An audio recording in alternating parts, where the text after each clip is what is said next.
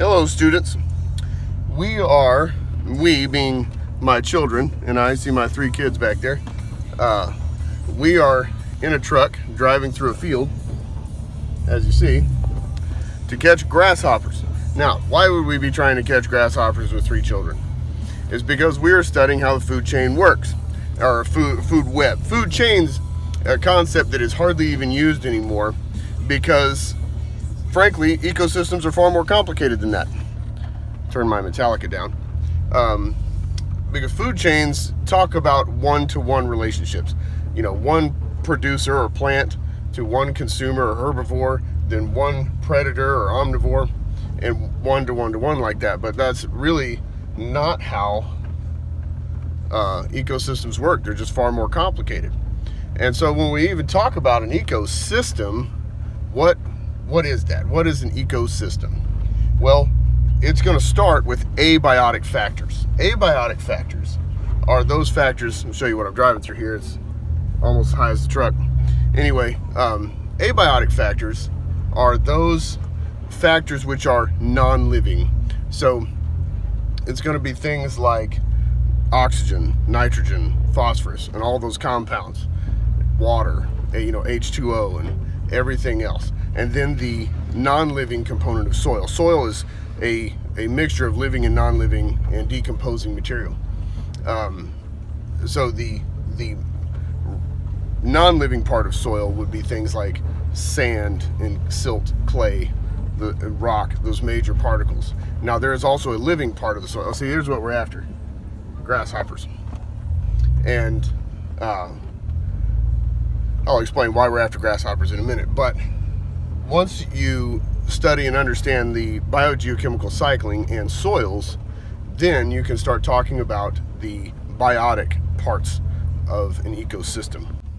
All right, so I just got done catching about 30 grasshoppers with my children. I'm sure my hair is insane. That was a ridiculous circus that just happened. Anyway, what we've been doing is capturing insects which are a small, ubiquitous, that meaning everywhere, herbivore. And the habitat I'm in here, you see all the producers here. They're called producers because they produce their own food using photosynthesis. And that's all part of the carbon cycle, where they take carbon dioxide out of the air and they transform that into C6H12O6, which is glucose sugar, and that's how carbon gets into our living ecosystems, is through photosynthesis. And then that moves through the living world, the biotic part of the ecosystem, as it were.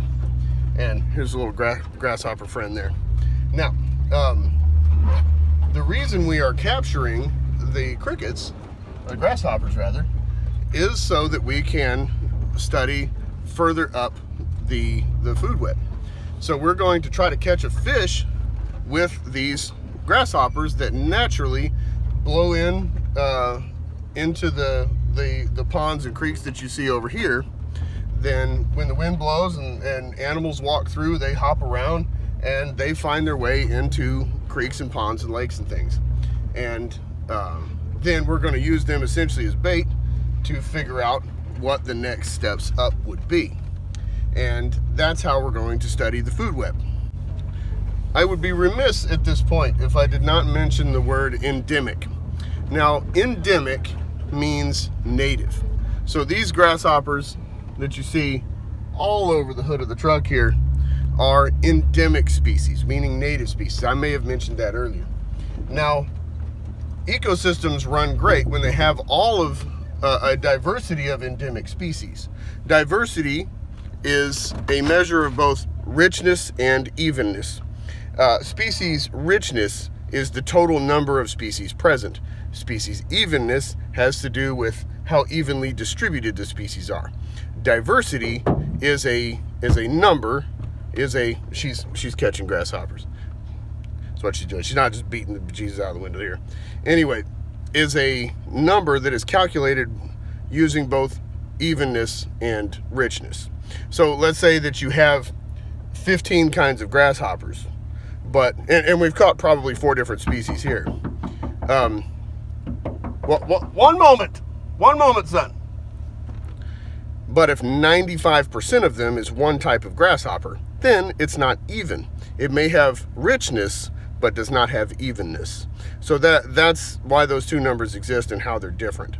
So when you have a diversity of endemic species, then we have a very healthy ecosystem, particularly if all of our abiotic factors are in the correct balances. Not too much water, not a drought where there's not enough water, things like that. Now, there are species that can really throw a wrench in that, called invasive exotics.